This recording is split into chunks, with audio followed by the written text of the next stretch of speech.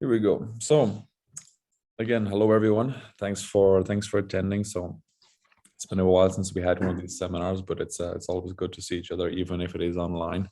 We'll try and do these in person, but logistical issues meant we kept this one online today.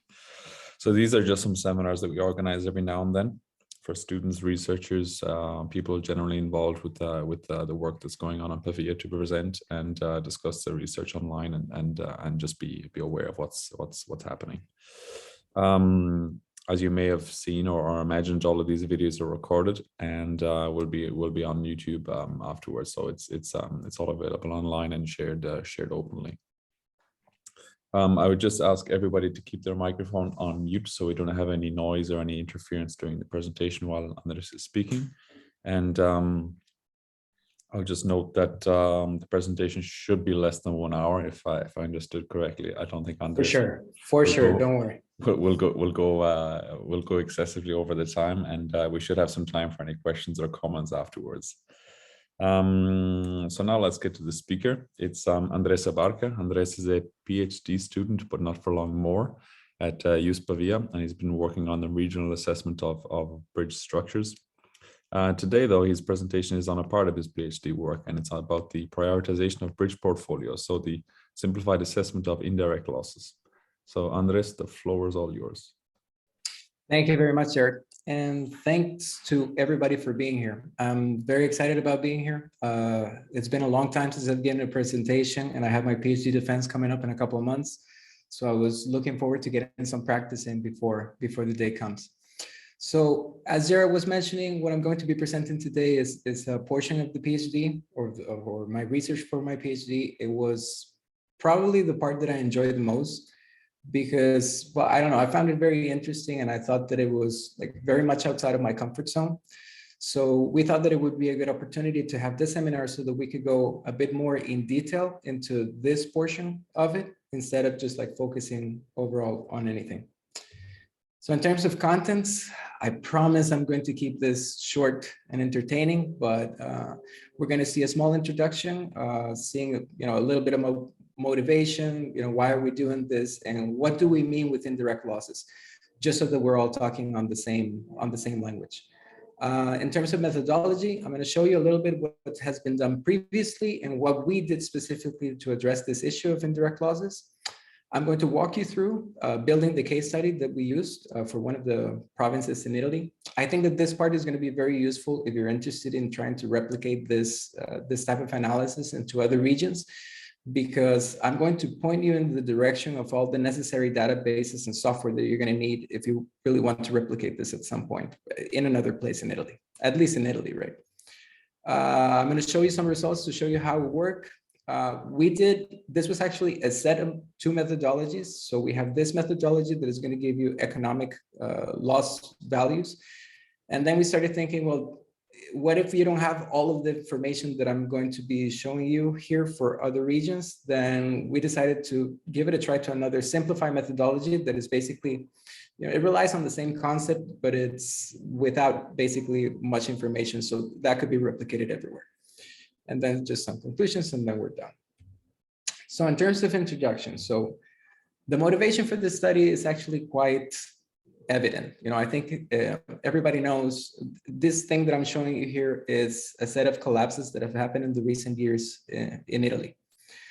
So I'm showing you this, not to be dramatic, but I'm showing you this so that, because I think that this paints a very clear picture about the state of deterioration that most of the bridges in Italy, but also all over the world have, right? We're right now looking that in most places in the world, the inventories are very old. They're 50, 60, 70 years old, and they're starting to have problems. So we need to address this kind of issue. So if we look at this set of collapses, the most popular by far is going to be the Morandi Bridge collapse of 2018. Now let's talk about it for a little bit. I'm going to focus on the consequences of the Morandi Bridge, not on the causes of the collapse of the Morandi Bridge. So this collapse was such a big deal in Italy that there is a lot of information so that we can make a small comparison about what direct and indirect losses might be for a collapse of a bridge. So if you wanted to talk about direct losses about this collapse, well, you're always thinking about a replacement cost, right? So for this specific case, The reconstruction of, or the construction of the new bridge cost 202 millions plus a reported 19 millions for the demolition of the remainders of the Morandi Bridge. So we're talking that if you wanted to say something about direct losses, it's in the range of 220 million euros. If you wanted to say something about indirect losses, as I was mentioning, this collapse was such a big deal that the Chamber of Commerce of Genoa made a report in the same year, right, in December of 2018, when it collapsed in 2018, making some projections about what this collapse would mean to the overall economy of Genoa. So some of these costs, the report was not very easy to follow. And since they're dealing with projections, they're dealing with optimistic and pessimistic scenarios, right? So what I'm going to be presenting here are average numbers, just so that we can get an idea of how much the indirect losses might be. So the first item for companies, that was a fixed amount that was reported, indirect losses reported directly by some companies. And then the other ones were projections per year. Now, if you consider that the Morandi Bridge took 2 years to be replaced, then we're talking that the overall losses, indirect losses, are in the range of 2.35 billion euros. So if you look at this, we're talking of a range or a ratio of 10-to-1 for indirect losses being higher than the direct losses. Now, we've been talking about this type of issue for years, that we've been suspecting in research in general that indirect losses might be bigger, right? And okay, so this bridge is probably kind of an exception, because the Morandi Bridge was it's not your typical bridge, it's a very important bridge. It was very big and almost symbolic.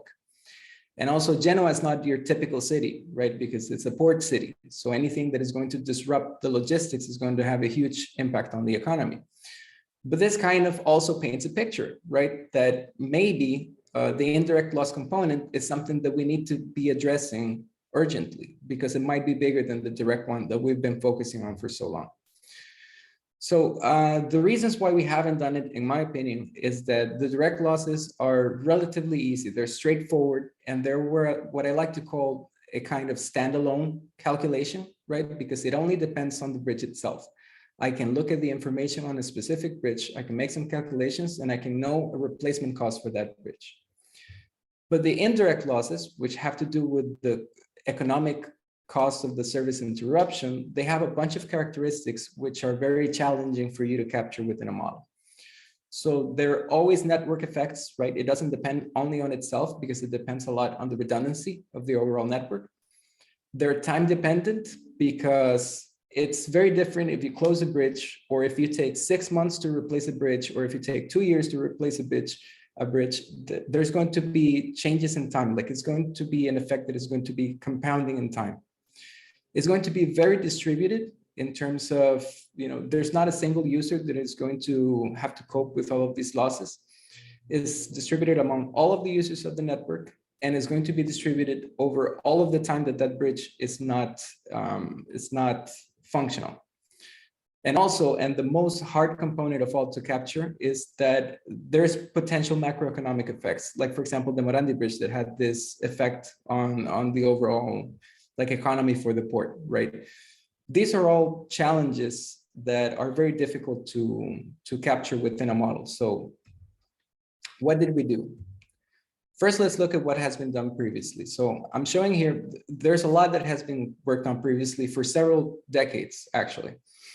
So I'm showing here 4 studies. These 4 studies, they're not the only ones, obviously.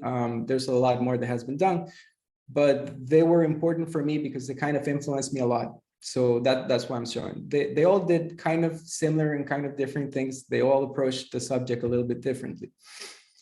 If you look into common elements, they're all hazard specific. All of the ones that I found were for earthquakes, but I mean, that's kind of a given because that's what I typically do, right? So that's kind of the things that I tend to find. They all have a regional, they're all in the regional scale, right? So they're all about all of the bridges at the same time. None of them focus on any specific bridge individually. They all use road network models because you kind of need these models so that you can capture that effect. They all try to consider some recovery in time. So they all try to make assumptions on how much time is it going to take to replace a bridge, and how much time, if you have a simultaneous collapses of like multiple bridges, how much is your network going to be, how much time is it going to take for your network to come back to normal? They all consider some type of event sampling. I thought that this was very interesting because they either start with a stochastic sampling of the hazard sources or some sampling of simultaneous bridges that collapse at the same time, or times to reconstruct. There's a lot of issues that may be sampling within these processes, and that kind of tends to make everything computationally demanding. Now, I don't want to sound like unfair to any of this research. Actually, what they did in the previous research is far more sophisticated than what I'm going to show you over here. And some of these studies, like their whole thing was to make things simpler, right? But overall, if you go and look at them and you're trying to solve this problem in a simplified way, they're all kind of intimidating, right? So what did we want? Just give me 1 second.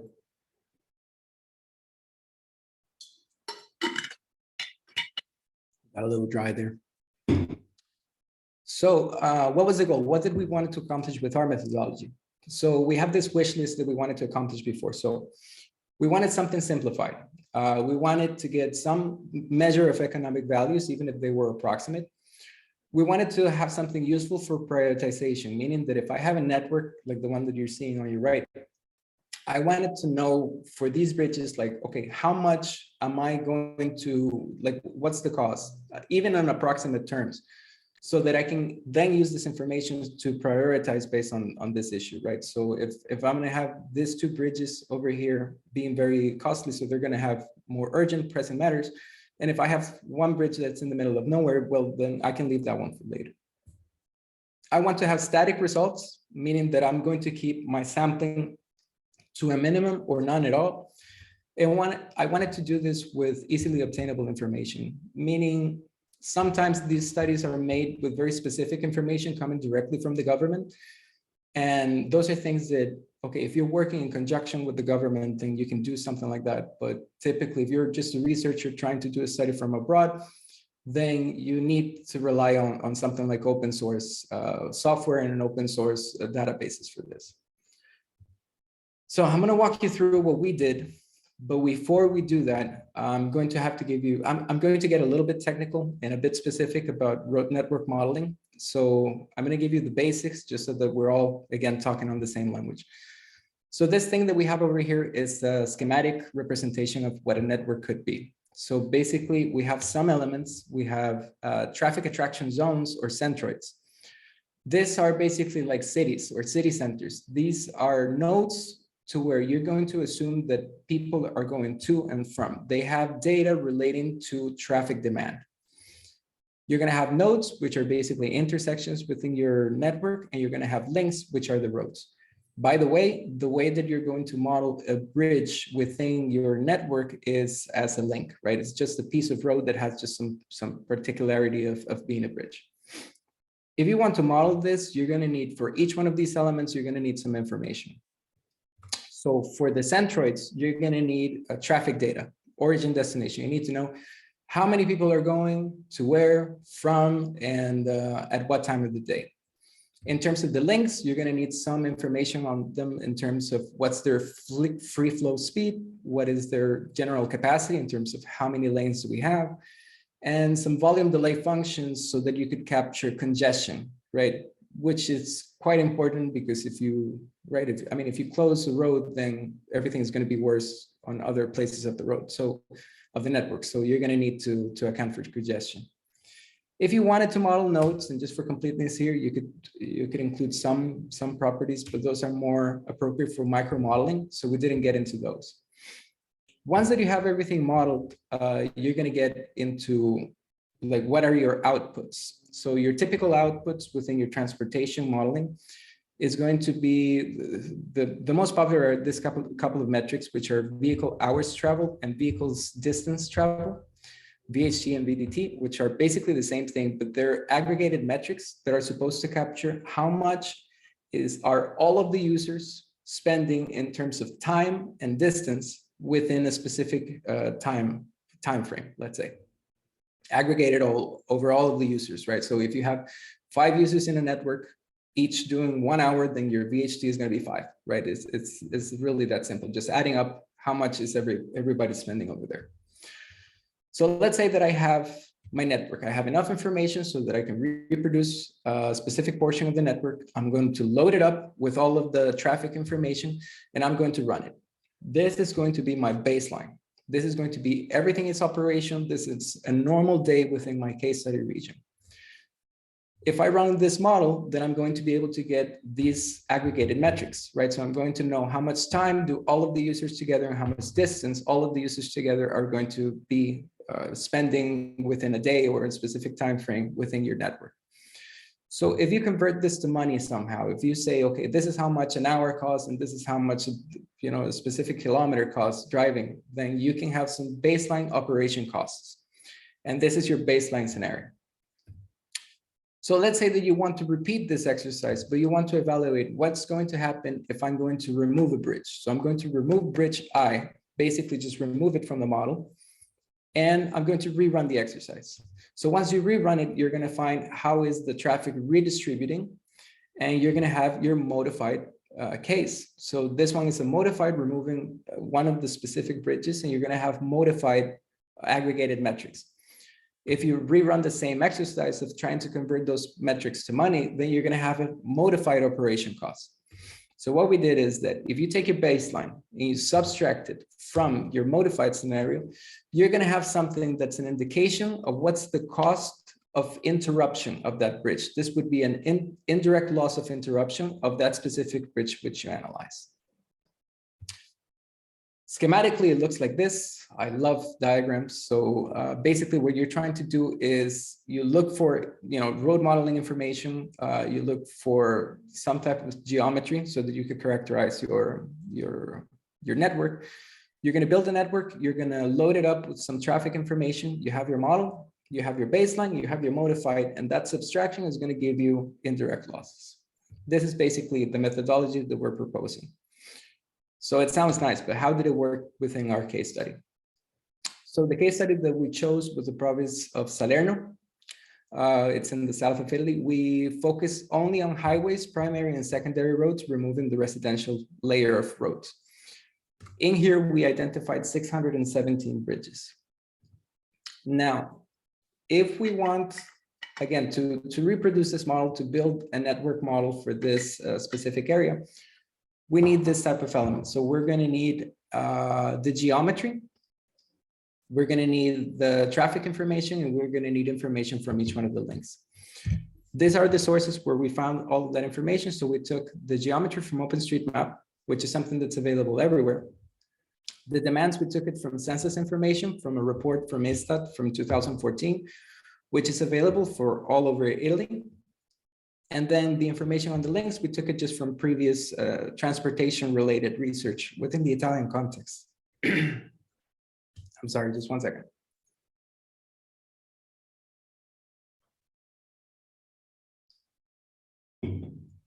Okay, so this is how we built it. So the software that we chose was called Equilibria. This is an open source software that basically what's trying to do, or what it does is it's still in this earlier stages, right? So it's still a bit uncomfortable to use, but it was free.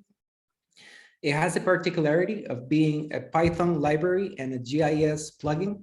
So it's very useful so that you can manipulate all of the layers and then run everything in Python, right? You run your calculations in Python and then you can visualize everything quickly in GIS.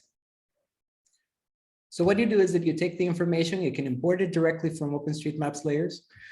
We identified the municipalities within the province of Salerno. And we ended up having like the basics for our network. This network had over 3,000 links, out of which 620 were bridges, almost 3,000 nodes, and 158 centroids, one for each one of the municipalities. What we did was that then all of the centroids, all of the municipalities, we identified the geometric centroid, and then we assumed that all of the trips were going to be coming and going from that specific centroid. And we end up with our network model. If we take this network model and we load it up with the traffic that we found from the ISTAT, you're going to get your baseline flows, your baseline condition that we were talking about before.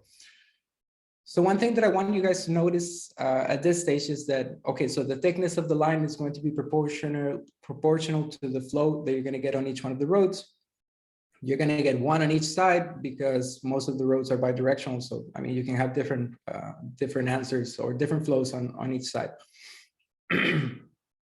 What I want you to notice at this point is that most of the traffic and most of the flows are located around the coast of Salerno, like on that side, which is in agreement with what we found for the distribution of the traffic information.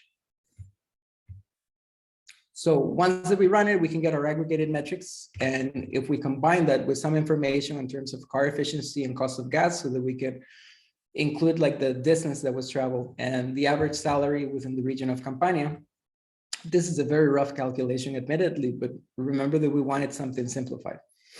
If you combine this, you're going to end up with a daily baseline cost of 1,600,000 euros, roughly, which is the cost that all of the users, which are over 50,000 for this case study, are spending every day within our network.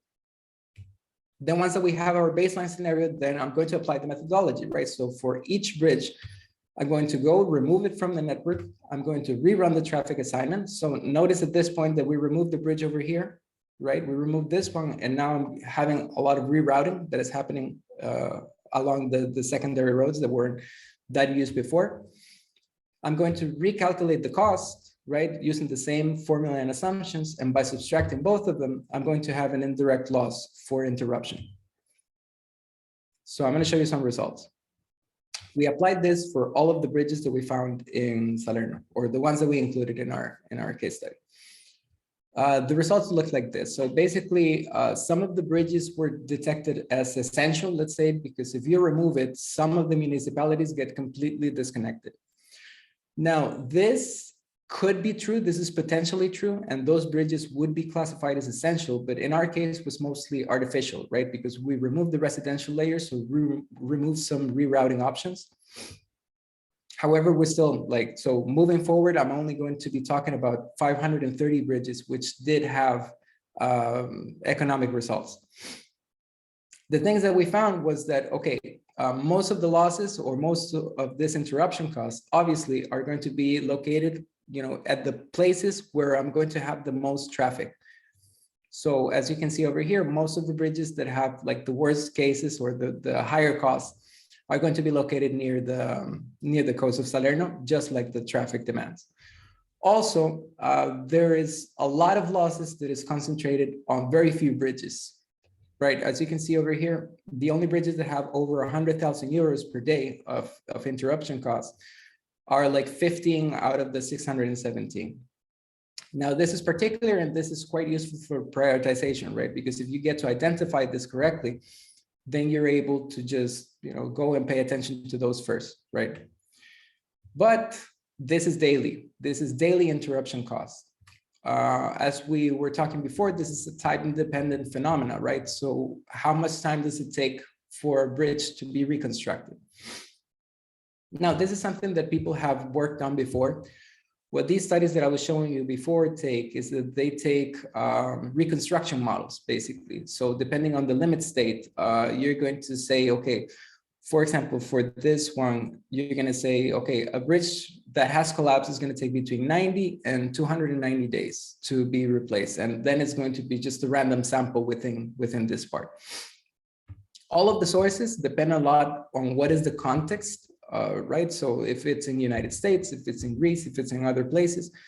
So we decided, and every time that you look into this, all of the researchers or all of the previous references, they're going to tell you, okay, this is what we use for this, but you know, you have to calibrate this for your own region.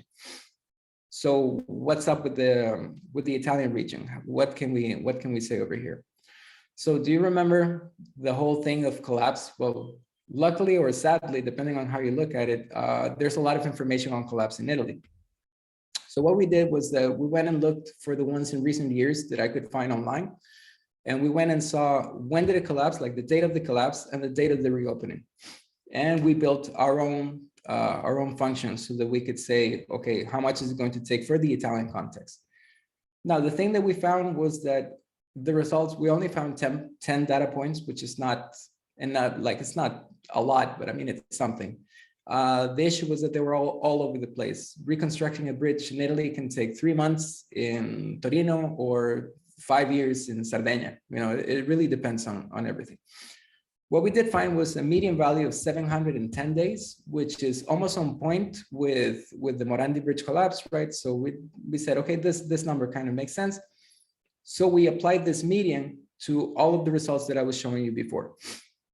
So basically we took the daily interruption cost, multiplied it by 710, and then we have the indirect loss that is associated to the deterministic occurrence of collapse of each one of the individual bridges within my network.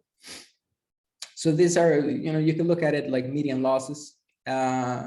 You can also see it as an indirect replacement cost, right? Because this is, okay, if this occurs, independently of why it occurred, if this occurs, then this is a value of replacement cost, which is indirectly going to be perceived by the users.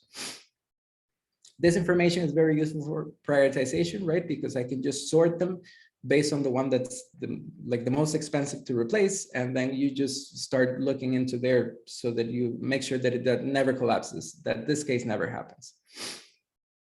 Now, as far as here goes, I've already ticked all of the boxes within my wish list for what I wanted to do initially. But I don't know if you've noticed, but I haven't mentioned anything about hazard so far, right? We haven't included anything. We've been talking about the deterministic occurrence of collapse, but like, why did it happen? So I just wanted, this is not a part of the publication that we included for this chapter of the thesis, but I think that it was interesting if you wanted to incorporate this within a typical calculation of loss, then how could you go about doing that? So basically, let's say you have your exposure model, you have the same information that I had before, but you also have enough information so that you could build a model for each one of the elements that you're going to have, you know, a bit more information than just knowing that it's there in the network. You can incorporate your hazard. In this case, we incorporated seismic hazard. I want you to notice over here that the highest portion of the hazard is on the opposite coast, on the opposite side of the coast of Salerno, right? So it's on the opposite side of where the traffic demands were. But anyways, we calculated the hazard curves at the location at each one of the bridges. With the models that you have for the bridges, you can calculate fragility curves for the collapse. And if you combine this with some replacement costs in the traditional sense, this would be your vulnerability component, you can make this convolution and you're going to get estimates of loss in the traditional sense, let's say. So how do you incorporate the indirect loss component? You just include it as part of the replacement cost of the bridge. You're basically just going to have a direct replacement cost and an indirect replacement cost. So if you just include it over there, and you rerun your calculations as you typically would, you can get, you know, whatever loss calculation or whatever loss metric that you're interested in. We ran this exercise and we were interested about average annual losses so that we could have a single metric so that we could compare for all of them. And these are the results that we found. So basically, on your left, you're going to have direct losses. As you can see, most of the losses or the cases with the highest losses are going to be concentrated where the higher seismic hazard is. And indirect losses on the right side are going to be concentrated mostly on the side of the demand. Now, if you add them both together, we found that for this case study, the indirect losses are higher than the direct ones on a range or on a ratio of 4:1. Now, this was very interesting, and this is only likely to increase, right? We found 4:1, but admittedly, the way that we calculated costs within my network model was so simple that it can be seen like a lower bound, right? This is only going to get worse. It was 4:1 considering what I considered, but this is probably only going to get higher. Also, we found, which was very useful in my opinion, is that a lot of the losses are concentrated on very few assets. So for this case study, we found that 9 bridges have 42% of the total average annual loss for the entire inventory, right? So these are synthetic values, right? So I mean, they're not real because the fragility curves that we use were not real for those bridges in those locations.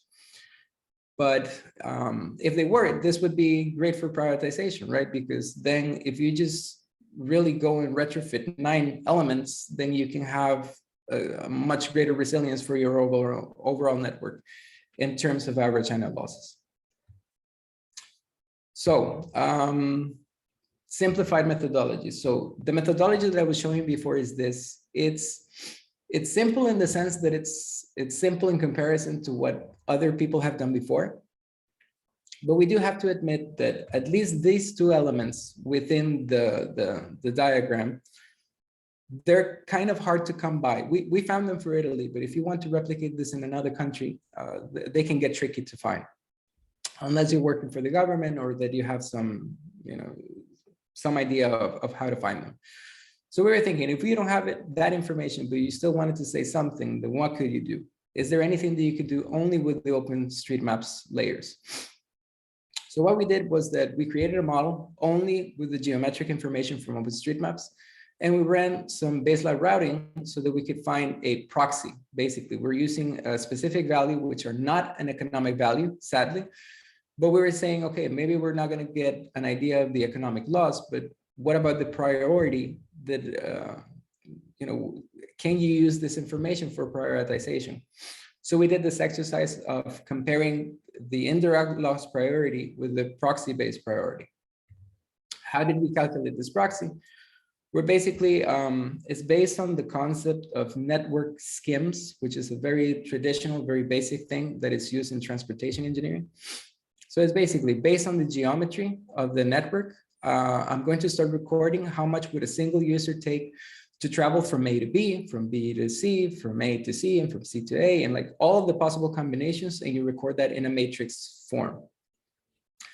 Now, so you can do this for time, or you can do this for distance, whatever you want, whatever flavor you choose. If you take this matrix and you sum all of the values, which is something that you typically wouldn't do, but if you do it anyways, you're going to get something that's close to a baseline VHT, but for a single user traveling all over the network. So let's say that you're interested about the collapse of this bridge or the effect of this bridge, then you would just remove it, rerun your network scheme, which, by the way, these are calculations that are part of most software as a default, and they take seconds to run. And you're going to capture a specific delay, so you're going to get it modified. And as we did before, subtracting both of them, then you're going to define this proxy. This proxy is going to have units of time or distance, whatever you chose. So we went and applied this to the case study, and we got these results for the proxy values. Again, the proxy values actually don't mean anything. We only want to classify them or use them to sort priorities. So as you can see, they have kind of similar shapes. I mean, it's not perfect, obviously, because it's quite more simplified than the traditional one or than the other one. What we did was that we sorted both of them out and we compared them on a one-to-one plot. So as you can see over here, the results are not perfect. I mean, they're not ideal. There is some kind of trend so that I can kind of predict the priority. We wanted to run some metrics. So we have like a median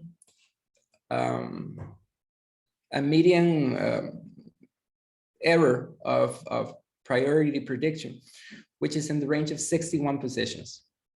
Now, that doesn't sound very good at all, right? 61 positions, like if my bridge is the most important one and I classify it as 61, it doesn't sound good at all. But if you consider that we're talking of an inventory of 620 bridges, we're talking of a median priority error of roughly 10%.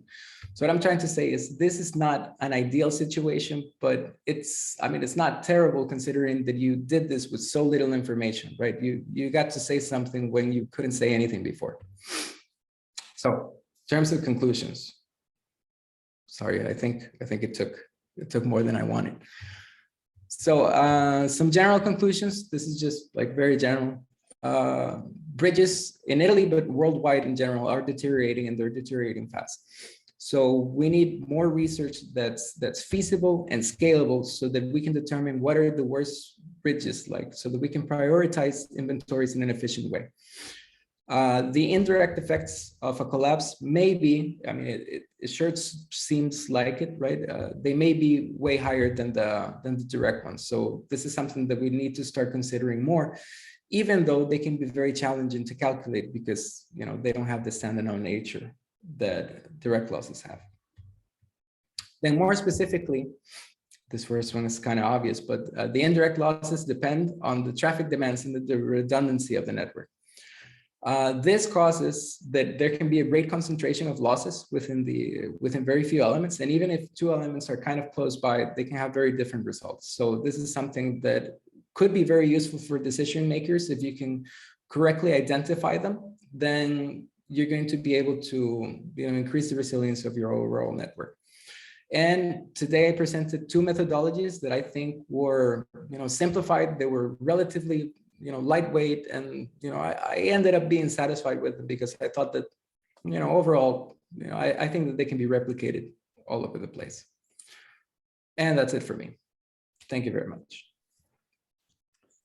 Okay, thanks, Andres, for a very nice and very clear presentation as always. So do we have any questions or comments from the audience? Possibly. I will just start. I usually have to start to get this going. You know everything though, so. Yes, so I have more a comment or a suggestion more than a question because we've talked about this enough times. But so you've been looking at seismic hazard, right? Just to kick off, what would your let's say suggestion or view be on different kinds of hazards? So let's say not seismic, but something like flood, landslides, and the applicability of the work that you've just described here to something like that. Yeah, well, in general, the way that I see hazard now is that if you can build a hazard model, right, for whatever hazard that you're trying to consider, as long as you tell me what is the rate of something occurring, you know, over a specific set of time, independent of the hazard, you're going to be able to include this type of effects, right? Because the way that we set it up was that for one specific bridge, it's going to be like an indirect replacement cost. So it's just going to be a matter of multiplying whatever probability of exceeding your limit state going to be times this type of replacement cost. So it would be like that. There is a more complicated issue when, for example, you're dealing with simultaneous collapsing bridges. That's a very big deal because for you to identify them, then I don't think you can bypass the sampling situation. So for you to correctly identify simultaneous bridges collapsing, then you kind of have to go the full way, right? Of doing some stochastic sampling specific to the hazard and all of this. Sure. We have some hands raised. Michele. Thank you, Gerard. Thank you, Andrés. I agree that it has been a useful, simple presentation. I like simple presentations, and useful. I think it's the kind of thing that we really need in the practice. I have two main comments that could be possibly considered for the continuation of this study. One is that I think that it will be interesting to try to include the consequences of a reduced use. Reduced use could be reduced velocity, could be the fact that you could use only one lane instead of two, could be that you can limit the weight of the vehicles. And actually, in parentheses, another improvement could be to, if possible, to distinguish between at least two kinds of vehicles, because we cannot consider a car as the same level as of a truck, of a big truck. So this is another small improvement. But to consider this kind of reduced capacity could be of interest. And this, of course, these aspects are connected to the point that you raised in your presentation, which is the time required to replace the bridge. But often you do not need to replace the bridge. You can repair, or you can. So there is a possibility of expanding and making a little bit more complex. The other consideration is probably simpler, and maybe you have already considered this. You are correctly pointing out that as a consequence of the cost, of the indirect cost of not using a bridge, you could consider this as a kind of a multiplier of the replacement cost, which is fine. I mean, you could say, this is something I also wrote in some paper. I mean, this is the point. The number of to have a correlation between direct and indirect costs. But from the point of view of prioritization, which is your final target, I think that actually it could be interesting or appropriate to consider that often indirect costs do not depend necessarily on the relevance of the bridge. You can have a small bridge on an important road where you can spend a very little amount of money to avoid damage or collapse to that bridge, and there the indirect consequences are enormous. So what I'm trying to say is that it's probably there is probably one more reason to have a high priority value for that bridge, because to replace the bridge in Genova, the Vatican in Genova, is an enormous effort. But if there is a small one which is 1 kilometer ahead of that, and to interrupt that bridge will also interrupt the traffic on the major one or on an important freeway or whatever, this is important. And these apply also to another aspect that I'm not sure you have considered. Or maybe yes, I don't know. But the fact that the collapse of an overpass, which is part of a certain road, could prevent the possibility of using the main road, which is under the overpass. So that bridge is not part of the main road, it's something else. But its collapse will affect the main road. Yes, so exactly. I'm just adding a few points, just because you know I've been thinking about these things in the past, and it comes natural to me to raise these points. Thank you anyway, Andrés. Good job. No, sure. Thanks. Yeah, all of those points, yeah, of course, they make sense. Okay, so the first point that you mentioned was about what happens with the damage limit states, right? We're only considering collapse here. We're only talking about what happens if the bridge gets collapsed. Of course, that's not the only option. You can also say, well, include damage limit states and consider that possibility. The issue with that was that then you enter in this loop of, okay, but then what does that mean, right? What decision am I going to make? Am I going to reduce the traffic loads? Am I going to reduce the traffic flow? Am I going to increase the time? You know, there has to be some consequence to a specific level of damage. And that is just an assumption, right? That I would make as a researcher, but like, I don't know if that's true. We decided to focus on collapse because collapse is very specific, right? It's very cut through. I mean, if a bridge collapses, then you know what happened. The service got completely interrupted. So there was no need to make any further assumptions. So for this, simplified approach meant for prioritization, we said, okay, let's only consider collapse, and then let's leave that. This could be replicated if you include more limit states, and of course it could be done, and it should be done for more detailed analysis. But we're trying to focus on this, keeping it as simple as possible, getting significant results that could be used for prioritization. Then the next part was like, yes, we actually saw that some of the bridges that had the highest losses, they were independent of the hazard, and they were independent of the replacement cost, meaning that it could be a very small bridge that has a lot more associated indirect losses than any other. Like, there was no correlation between the size of the bridge and the indirect losses that were calculated.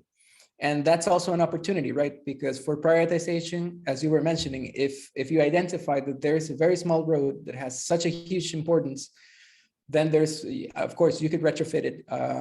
There's also options like this is a time-dependent event, so you could have a design ready for that bridge. I mean, how much, if the cost or if the loss of that bridge is important enough, you could justify, well, have it designed already, or have a temporary solution, right? A temporary a bridge that you could deploy over there in the case of that bridge collapsing, right?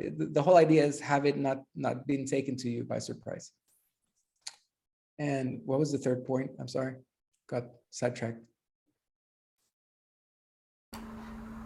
The interaction of bridges on one road that are affecting another road, I believe. But Oh, yes. Yes, of course. Yeah, that is true. We didn't consider it. It made things a bit complicated because, for example, if you have the overpass, then it collapses on the road, let's say on the road underneath it. So the road underneath it is going to be interrupted immediately, right, on the next following days. But that's a problem that you're going to be able to solve much faster than the reconstruction of the element above.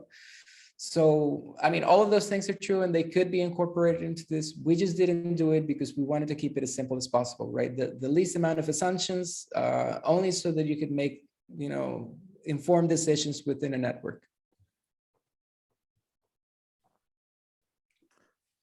Okay, any more? Thanks, Andres and Michele. So any other comments or questions for Andres? I think Roberto had one, no?